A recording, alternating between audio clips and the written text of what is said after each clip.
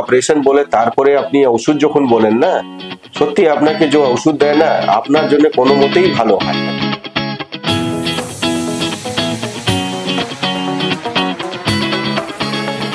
তৃতীয় প্রশ্নটা সবাই জিজ্ঞেস করে, ওষুধ খেয়ে কি কিছুদিনে চালানো যাবে না? একটা পেন কিলার কিছু দিয়ে দিন, আমি 2 মাস পরে করাবো, 2 মাস অব্দি পেন কিলার একটু দিয়ে।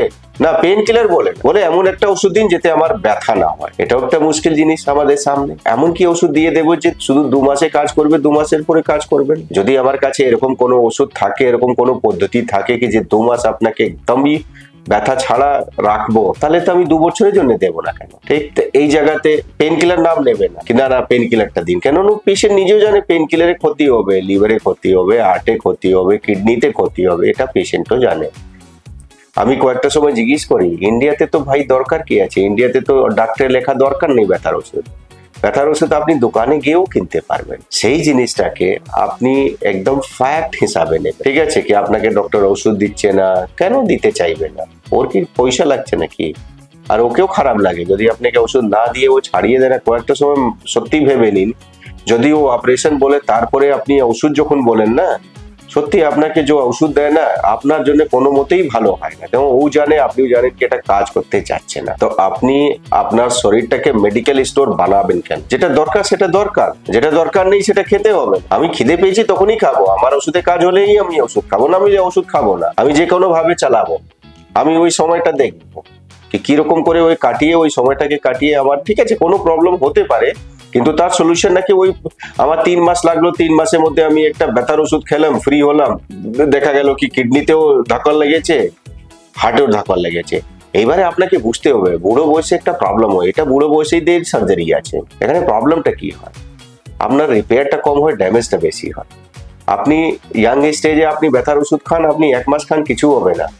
কিন্তু বুড়ো বয়সে আপনি 10 দিন ব্যথার ওষুধ খান, সমস্ত দিকে চেঞ্জ আসতে শুরু করে দেবে, বেশি এফেক্ট করে। আপনার মেটাবলিজম অতটা যত তাড়াতাড়ি করে ইয়াং বয়সে শরীরের ভিতরে ঢুকলে ও পুরো ওটাকে ফিল্টার করে বাহিরে করে দেয়।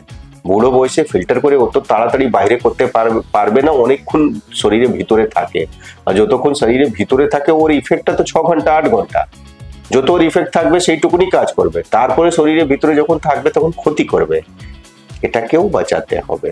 তো আমার যে আজকে মূল উদ্দেশ্যটা হচ্ছে, যে প্রশ্ন আমি দেখি সোশ্যাল মিডিয়াতেও, আমরাও একটা সময় যাই দেখি লেখা থাকে ভালো খারাপ, এখন তো একটা ট্রেডিশন হয়ে গেছে ট্রোল করাটা, প্রফেশনাল লোকও ট্রোল করে। আপনি সবাই জানেন মেডিকেল এমন একটা জিনিস আছে যার থ্রু সবাইকে যেতে হবে। যদি আপনার ডাক্তারের মধ্যে ট্রাস্ট না রাখেন, কোনো ভালো হবে না, না ডাক্তার ভালো হবে, না পেশেন্টও ভালো হবে।